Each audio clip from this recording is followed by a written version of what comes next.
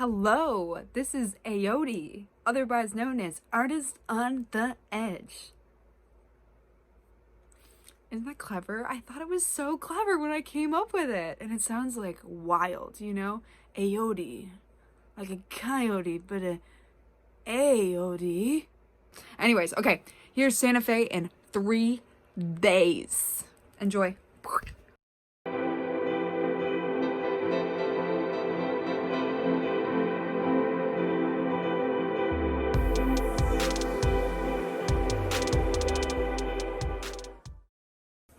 First stop is gonna be Meow Wolf, which is an all-immersive art installation. It's a giant building full of just crazy heart attacks and colors all in one space. And let's just see. I mean, I always thought it would, from the pictures and the videos and everything, I was like, this is me in a building. This is exactly who I am. And so we're gonna just see if that's really true. We're gonna see what it's all about. You guys, I just inevitably shake my head more with bangs. We're gonna see what it's all about. Okay, enjoy. Boop. Oh my gosh, I never do that.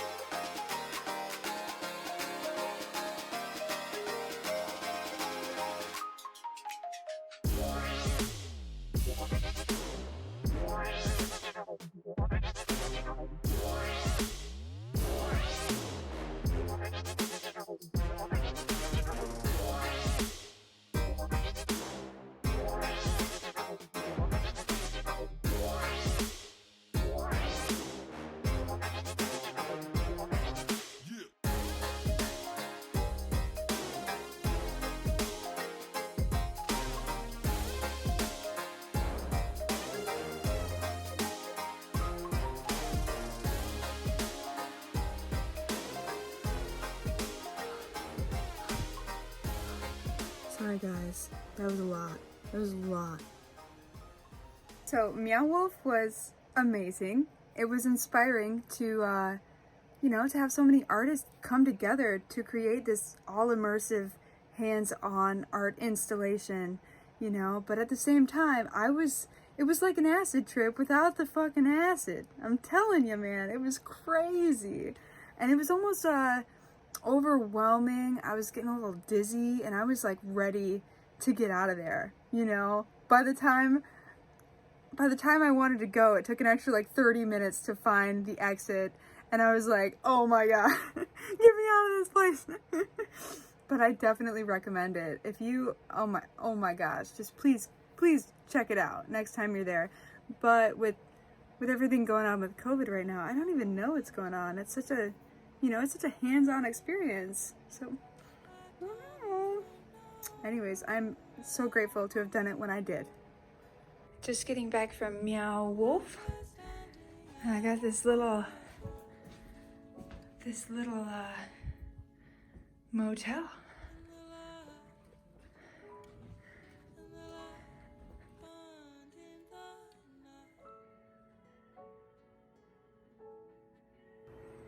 This is like my whole family when shit hits the fan, and I'm just sitting in the back like chilling, you know? Alright, so we are gonna check out the historic district of Santa Fe. It's gonna be really awesome. And first I gotta get some food.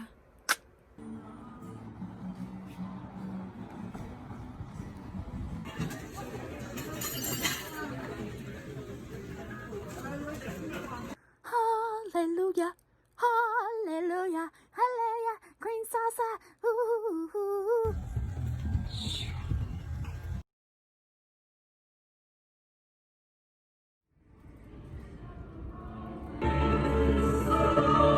Wow, that place was gorgeous. But it might not just have been for me, you know? But not at the moment. It was like the choir was in session Sunday morning, and I looked like a traveling gypsy queen here. Like, and the greeter was just giving me looks like, I hope she doesn't go inside. And I'm like, you can't stop me now, sucker. You know, but I didn't go inside. I didn't go inside, don't worry. I highly recommend it. You gotta check out the Cathedral Basilica of St. Francis of Assisi next time you go to Santa Fe. Loaded sentence. I really didn't think I would get that right. I gotta double check after this. But anyways, highly recommended. It was wonderful, even though I didn't really get to check out the architecture as much, and that's what I went there for. But much love, and on to the next. So, I really didn't want to spend too much time hanging out downtown Santa Fe, but I wanted to check out a few things on my list.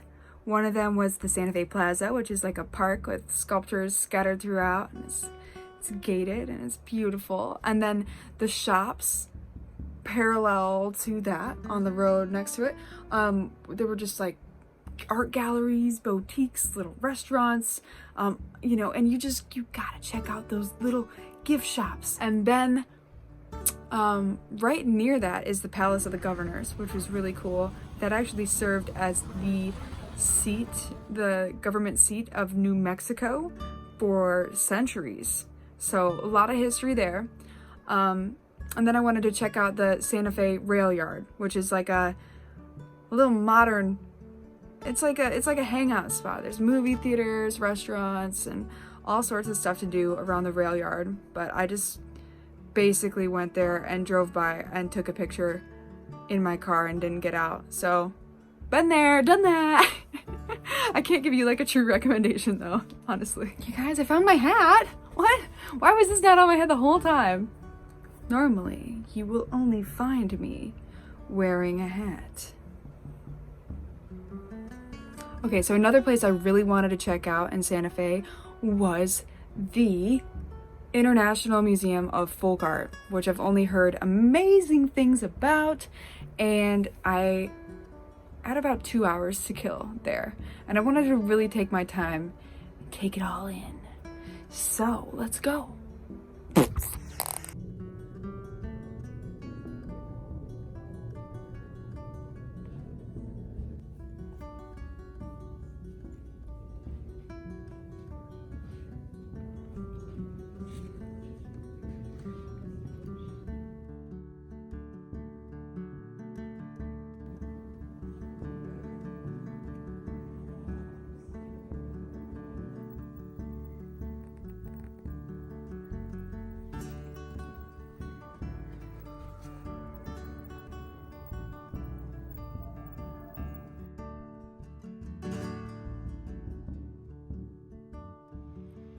This exhibit really hit home for me, and it was called From Combat to Carpet. And one of the quotes that I took a picture of on the wall there, which I know you guys can read, but I'm just going to read it to you. It says, "One of the older weavers, now in her 80s, told me that the reason for weaving drones on carpets by a woman here is to show to the West, the primary market for war rugs, that their brutal killing machines are always under our feet. Quoted by Arzak Khan. But oh my gosh, like so extremely powerful.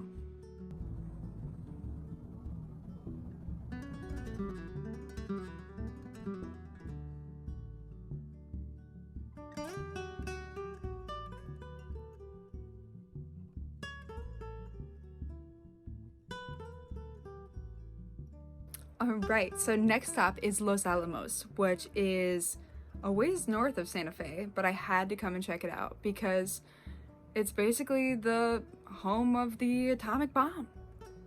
Did you know that? Yes, back in 1942 at the scientific laboratory in Los Alamos, the atomic bomb was designed and fabricated right here. Yeah, and it was actually codenamed Project Y and was one of the missing links in the Manhattan Project.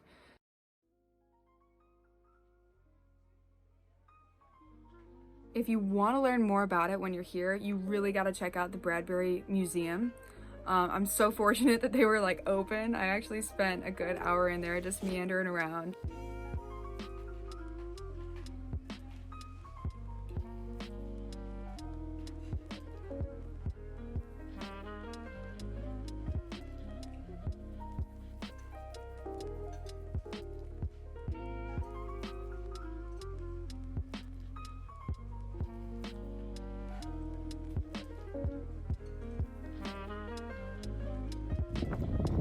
Time to get my hiking gear on.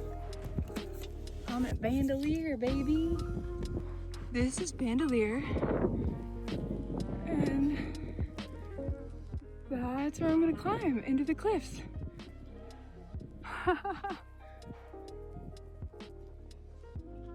Basically what it is a preservation. It's spanning 50 miles along the Pajarito Plateau on the slopes of the Jemez volcanic field in the Jemez Mountains. But just the rock formations are absolutely marvelous, and the history there involving the ancestral Puebloans dates back to 1150 AD. So it's absolutely insane, and some of the petroglyphs you will see along the route are just remarkable. You can even climb into the cave dwellings where they once resided. So I mean, it was, I can't even describe it without just getting shaky, because the feelings you get when you go to those heights too, you feel like people are walking with you. You feel like you're walking through history, and as you read the little pamphlet they give you, it brings it all back to life, and you can see the crumbled foundations from where they once planted their foods and climbed to their dwellings and placed their hand markings on the wall, and just like, whew, it's powerful.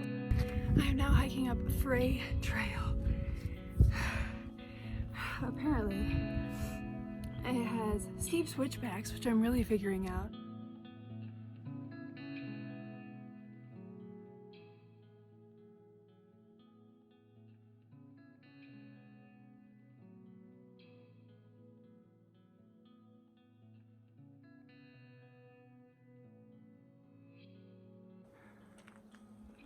So, one of the most unique experiences at Bandelier was going to the Alcove House, which is a choice you have to make. Basically, when you get halfway through the main loop trail, you have the choice to either continue on to the Alcove House or turn around and go back to the visitor center. And you know what I did?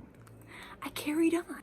Just make sure you have proper footwear on, and I was there in the fall too, which was amazing. It was like perfect temperature, but there was still snow on the ground, and I was wearing little tennis shoes thinking I was just cute as shit.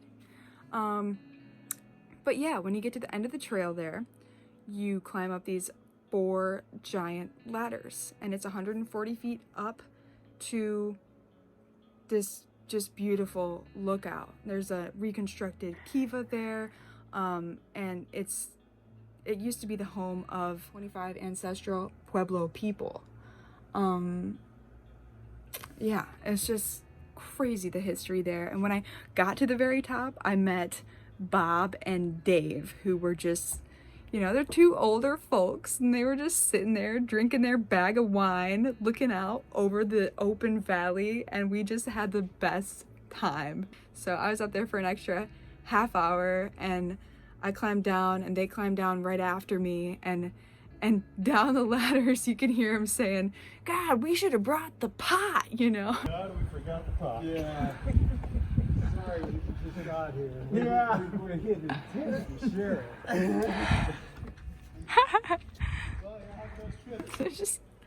So there were some characters, and it was just a really nice encounter.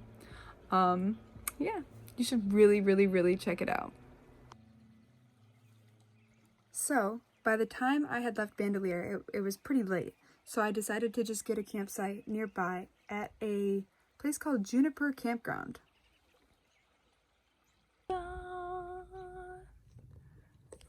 That is the amazing view at my campsite. And then we've got my minivan just ready to go, all decked out. I'm gonna build a fire and make some dinner. And my little kitchen up there. Yeah. Gotta really beware of bears. Super stoked. Oh my gosh, what a day. I'm gonna get it going.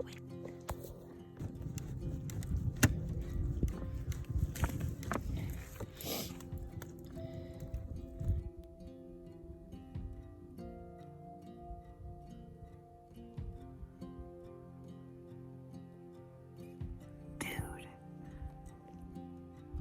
what an amazing campsite. This is like perfect.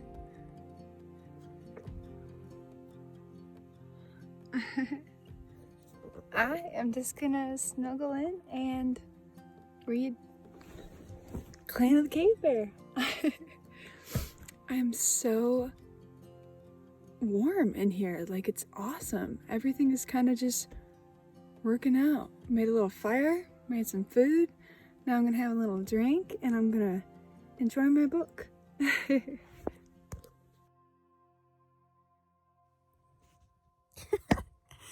Hi everybody, I'm just waking up, 7 o'clock, and yeah, the reflectix in the windows worked really good at insulating it. I just need to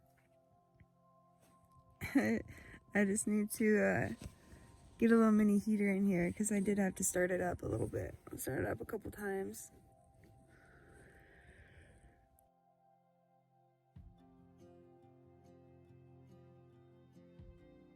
This is how every campsite should do it. There's a kiosk, you put your credit card in, there's all the information you need. Then there's like 5 little outlets of they call them loops. So there's Black Bear Loop, Albert Squirrel Loop, Coyote Loop, and all that stuff. So it's amazing. You can come in anytime and pay for your spot. First you go scope out, see which number you want, and then pop it in. Look at that, even got solar panels. Anyways, yeah. Goodbye to Juniper Campground.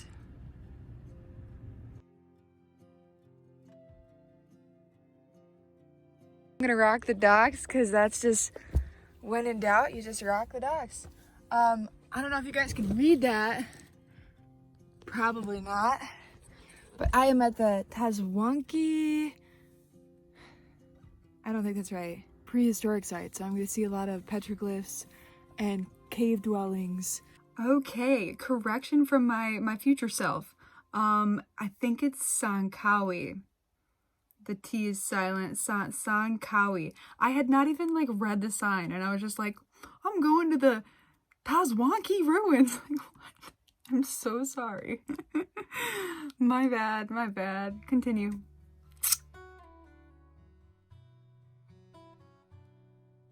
I met an incredible archaeologist here who kind of guided me through the way and pointed out a lot of things that I wouldn't have seen otherwise. But yeah, he's from the area here and just kind of told me a little bit about the history. And it was really awesome to get that right at the beginning of my journey, to give me a really deeper appreciation for the ancestry and the culture of the area. So that's my tooth. The place has an ancestral history that dates back to 10,000 years.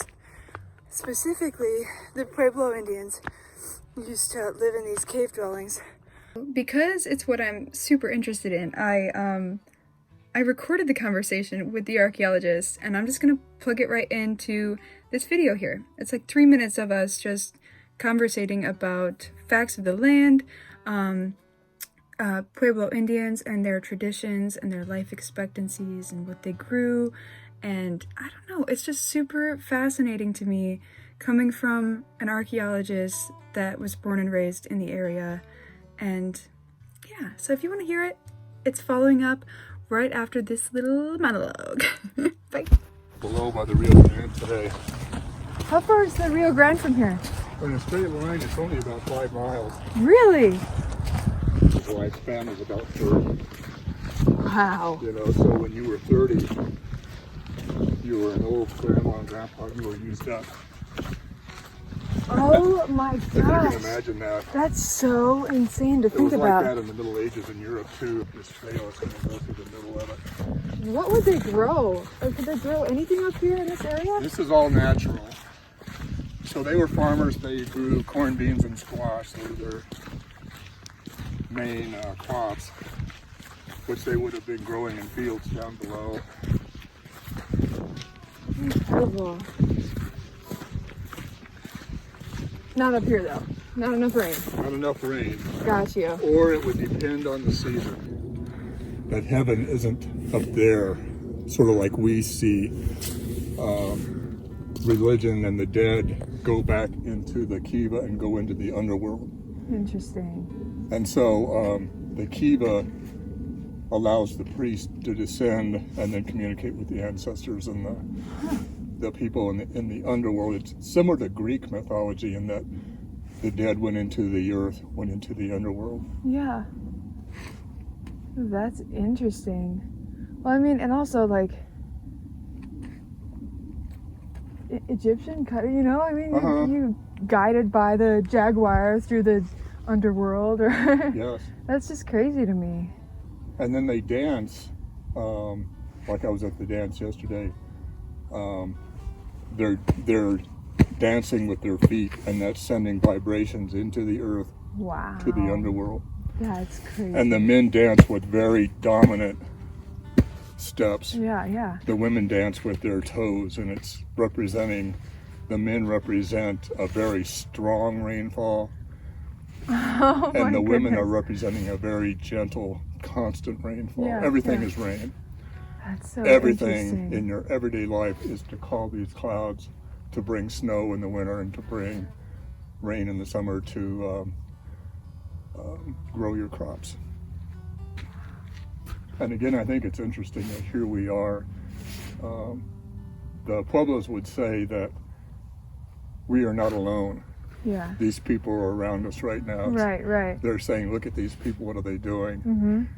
And whenever you're at archaeological sites, it's sort of interesting having the Native American perspective, that you should always say, I'm visiting your Yeah. village, I'm here to learn, Mm-hmm.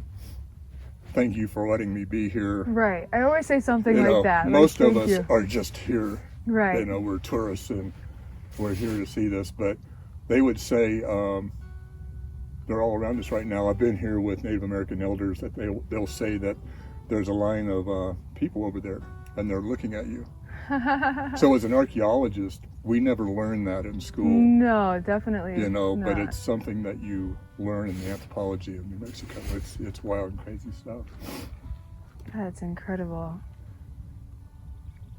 I would really appreciate that, you know? Like if you said you were here with a guide or a chief or... Yeah. That's awesome. The descendant villages are just right down by the Rio Grande. They're right down here. Wow. So when they do a ceremony down there, they do a drum, and you can hear that drum up here. Oh my goodness. So the spirits at this village can hear that their descendants are still carrying on their traditions and stuff.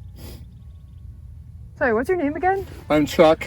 Chuck, nice to meet you. I'm going to be going back this way, so Yeah. you want to go down, and there'll be a ladder down here, and then the trail's going to take you around the caves and stuff. Oh, cool, So cool. check those out. Awesome, thank you so much. I so appreciate that. Gosh, so much information I would have never gotten otherwise. Have a good day. Yeah, you as well. Thank you.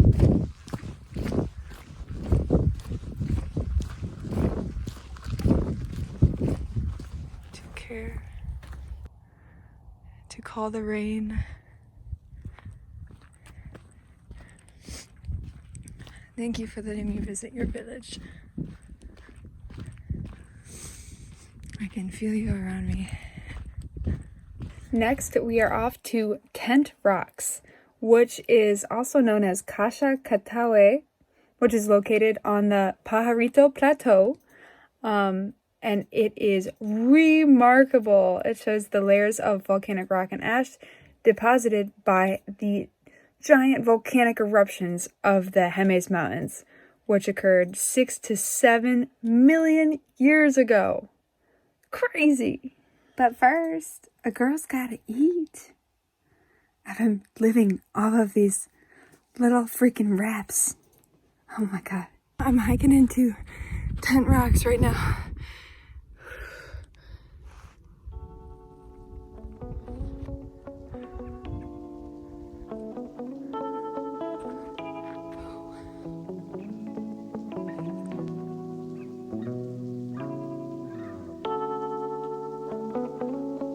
You know what? I wasn't gonna hike both trails, but I think I am now, because I want to see more.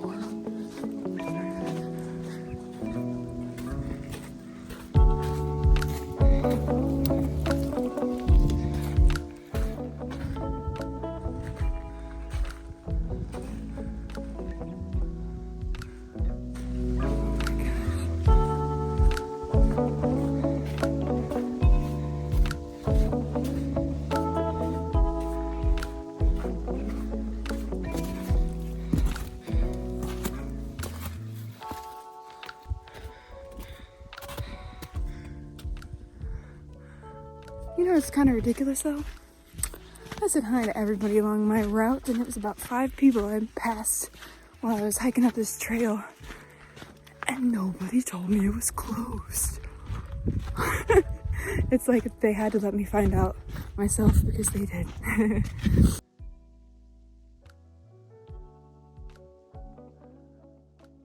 Anyways, as you heard in the video, the trailhead was closed, so I got up to this like snowy ridge, and I met up with this other couple who was there next to this ranger who was trying to chip the ice from the trailhead, and he was just like, yeah, I'm sorry, it's closed, you know. And I got to talking to the couple, and they actually, turns out they're from like Ludington, Michigan, which is a couple hours from where I live locally, so we ended up in a good conversation, and it was fun. It was fun. I definitely am gonna go back someday to get to the tippy top of the Tent Rocks. So, but yeah, it was worth it. It was a good connections made and beautiful sights overall. So that concludes my New Mexico trip in 3 days, and oh my gosh. If you have the opportunity to go check out New Mexico, got a little time on your hands, I recommend just going to all of these spaces, but finding a little more time than 3 days to do it.